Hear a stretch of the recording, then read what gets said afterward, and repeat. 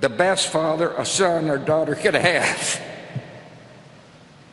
And in our grief, I once heard it said of man that the idea is to die young as late as possible. At age 85, a favorite pastime of George H.W. Bush was firing up his boat, the Fidelity, and opening up the 300 horsepower engines to fly, joyfully fly, across the Atlantic with the Secret Service boats straining to keep up. At age 90, George H.W. Bush parachuted out of an aircraft and landed on the grounds of St. Anne's by the Sea in Kennebunkport, Maine, the church where his mom was married and where he worshiped often. Mother liked to say he chose the location just in case the chute didn't open. In his 90s, he took great delight when his closest pal, James A. Baker, smuggled a bottle of Grey Goose vodka into his hospital room. Apparently it paired well with the steak Baker had delivered from Morton's. To his very last days, Dad's life was instructive. As he aged, he taught us how to grow with dignity, humor, and kindness. And when the good Lord finally called, how to meet him with courage and with the joy of the promise of what lies ahead. He was an empathetic man.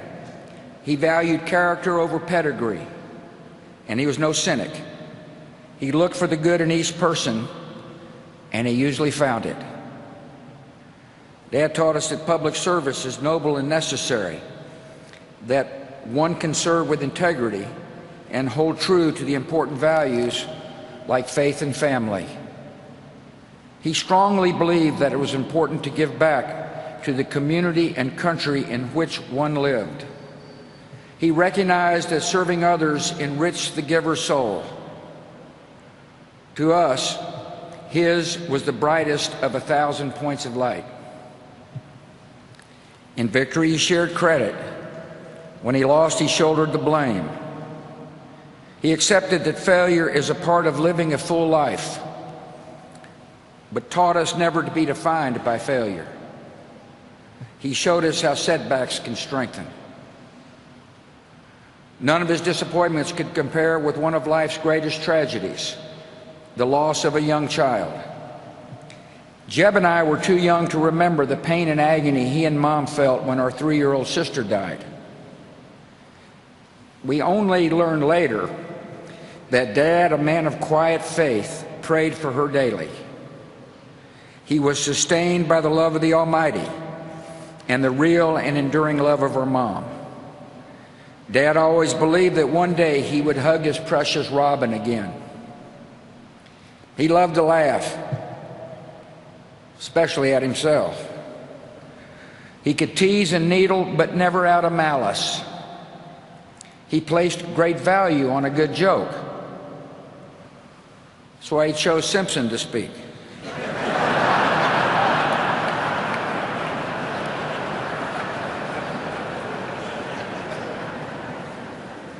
On email, he had a circle of friends with whom he shared or received the latest jokes. He taught us what it means to be a wonderful father, grandfather, and great-grandfather. He was firm in his principles and supportive as we began to seek our own ways. He encouraged and comforted, but never steered. We tested his patience. I know I did. But he always responded with the great gift of unconditional love. Last Friday, when I was told he had minutes to live, I called him. The guy answered the phone and said, I think he can hear you, but he hadn't said anything for most of the day. I said, Dad, I love you and you've been a wonderful father. And the last words he would ever say on earth were, I love you too. To us, he was close to perfect, but not totally perfect. His short game was lousy. He wasn't exactly Fred Astaire on the dance floor. The man couldn't stomach vegetables, especially broccoli. And by the way, he passed these genetic defects along to us. Finally, every day of his 73 years of marriage, Dad taught us all what it means to be a great husband. He married a sweetheart. He adored her. He laughed and cried with her. He was dedicated to her totally. In his old age, Dad enjoyed watching police show reruns, the volume on high, all the while holding Mom's hand. After Mom died, Dad was strong, but all he really wanted to do was hold Mom's hand again. Of course, Dad taught me another special lesson. He showed me what it means to be a president who serves with integrity, leads with courage, and acts with love in his heart for the citizens of our country.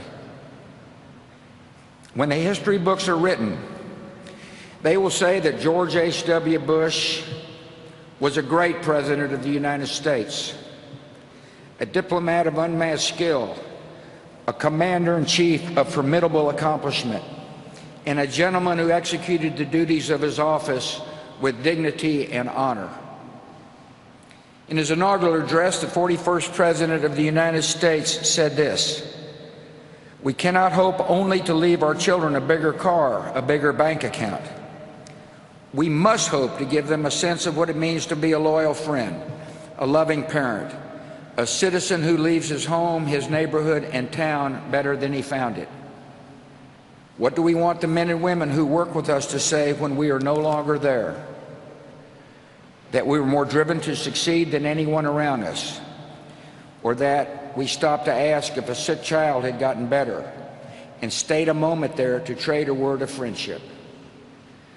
Well, Dad, we're going to remember you for exactly that and much more.